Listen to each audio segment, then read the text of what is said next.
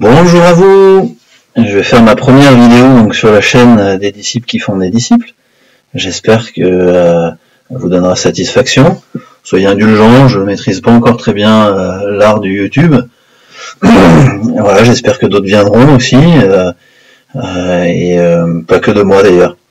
Voilà.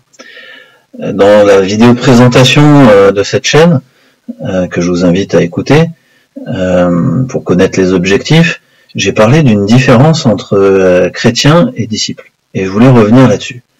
Parce que c'est peut-être pas très clair, et ça a besoin d'être défini, puisque c'est ce que nous appelle à être le Seigneur Jésus, des disciples. Et il nous appelle en plus à faire des disciples parmi les nations. Donc du coup, il faut comprendre cette notion-là. Et puis chrétien, c'est aussi un terme biblique qui est d'ailleurs directement associé à disciple. On va voir ça, et ça a besoin d'être défini. Je faisais une différence parce que dans la façon de parler aujourd'hui, les deux termes sont connotés, et il y a besoin de décrypter un peu tout ça.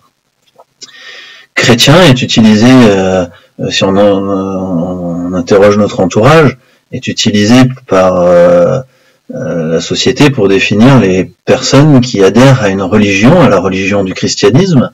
Et donc, dans cette religion, il y a le suivi de rites, une façon de vivre qui est finalement assez codifiée, et c'est une adhésion aussi à une institution, l'institution chrétienne, plusieurs types d'églises, etc. Donc on voit que c'est peut-être un petit peu loin de ce que veut en dire la Bible, et on va là aussi essayer de regarder ce qu'en dit la Bible. Ensuite, disciple, c'est également connoté. Connoté du fait des abus de pouvoir qu'il y a pu y avoir. Disciple rime avec secte, avec gourou. Tout de suite derrière, on a sentiment d'abus de pouvoir, de personnes qui se mettent à suivre un maître qui, du fait de son influence, de son charisme, peut abuser de eux et finalement en faire ce qu'il en veut. Donc on voit que là aussi, c'est bien loin de la notion du mot disciple qui est dans la Bible.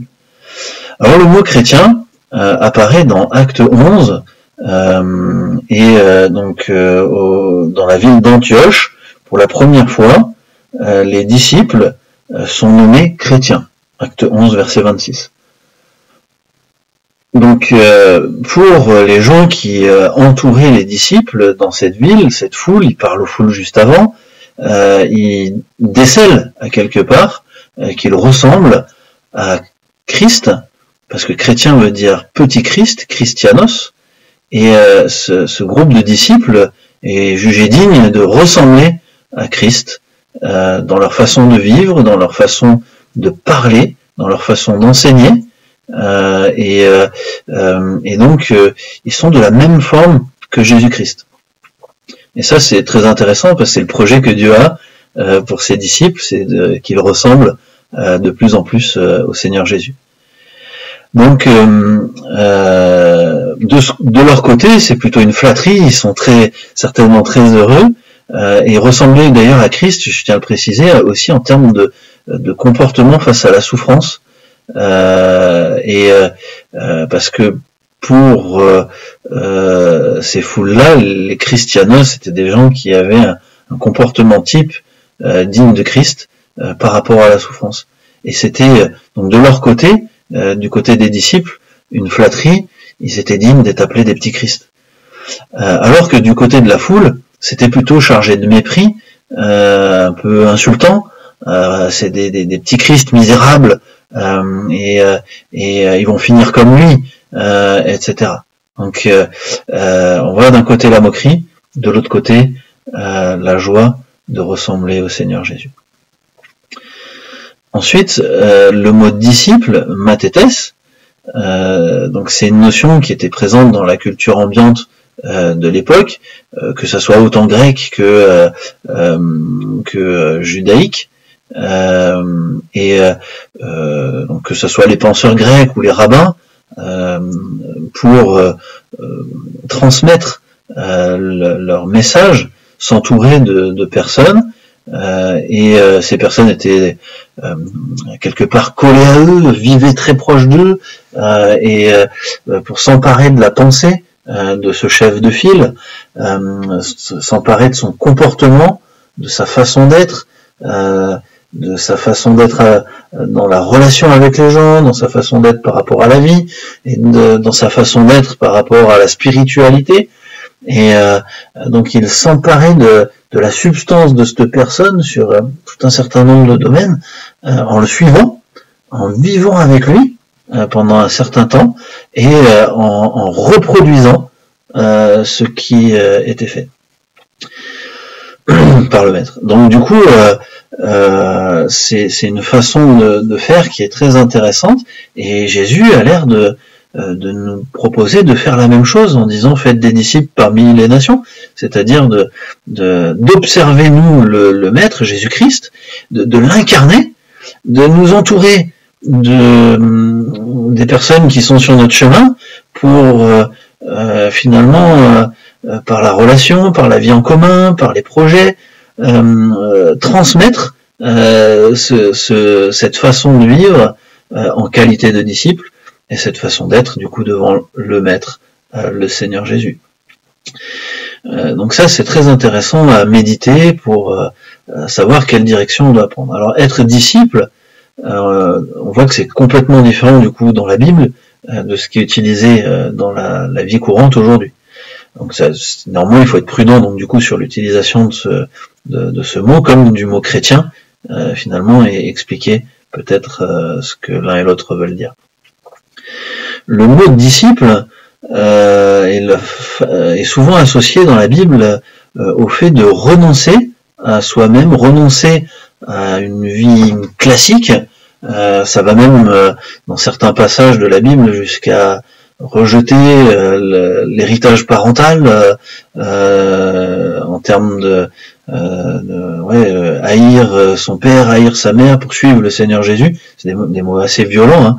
Ça veut pas dire que c'est exactement forcément ce qu'il faut faire aujourd'hui, mais voilà, l'idée c'est de renoncer à une façon de vivre pour suivre une personne, et la personne de Jésus-Christ, renoncer et porter sa croix.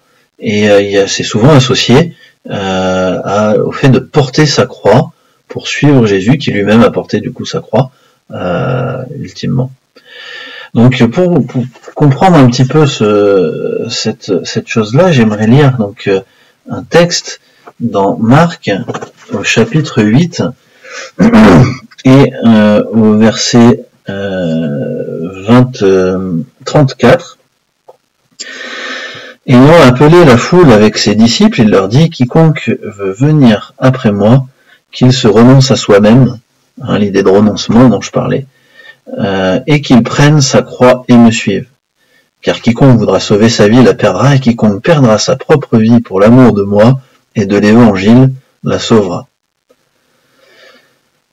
Donc voilà, l'idée c'est de porter sa croix. Alors que veut dire porter sa croix?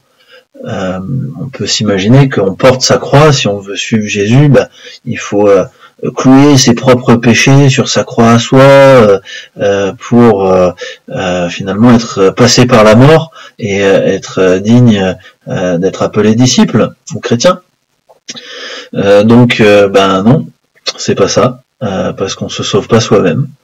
Ça c'est ce que le Seigneur Jésus a fait pour nous en mourant à la croix de Golgotha. Il est mort pour porter les péchés de tous ses disciples et les amener à Dieu. Et donc il nous invite à faire la même chose, et ça c'est intéressant, parce que finalement pour être disciple, il faut faire la même chose que Christ, il faut faire des disciples, il faut amener des gens qui sont à notre portée, nos prochains, et les amener à la connaissance de Dieu, à les amener dans la présence de Jésus pour être au bénéfice de ce sacrifice-là. Pourquoi porter sa croix? Parce que c'est un labeur difficile. C'est quelque chose qui, comme on l'a vu pour les premiers disciples, qui va être l'occasion d'opprobre, de rejet. Et donc transmettre l'évangile de cette façon-là, en faisant des disciples, c'est difficile. Il va y avoir beaucoup de contrariétés. C'est également quelque chose de public. Porter sa croix, ça se faisait en public. Il y avait tout un itinéraire, on sait, dans le chemin de croix du Seigneur Jésus, où les gens de la ville voyaient ce brigand qui était en train ou ce voleur, ou ce meurtrier qui était digne de la pire des morts.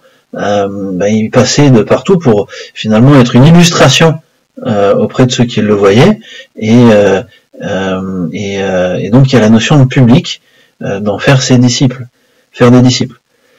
Donc vous voyez, disciples qui font des disciples chrétiens, il y a des choses en commun qui se rejoignent, et notamment le fait d'incarner de façon souffrante ce maître et lui ressembler en portant notre croix, renoncer peut-être au luxe d'une vie prometteuse dans le travail, peut-être renoncer à certaines passions, peut-être renoncer à certains types de vie qui rentrent finalement pas trop dans la façon de vivre de Jésus et de ses premiers disciples, du coup. Et du coup, ça se réfléchit, ça se médite, ça, devant le Seigneur. Donc vous voyez la différence entre chrétiens ou disciples. Je vous laisse faire votre choix. Est-ce que vous voulez être engagé? Est-ce que vous voulez porter votre croix? Est-ce que vous voulez ressembler au Seigneur Jésus? En tout cas, voilà, bonne route. Et merci de m'avoir écouté.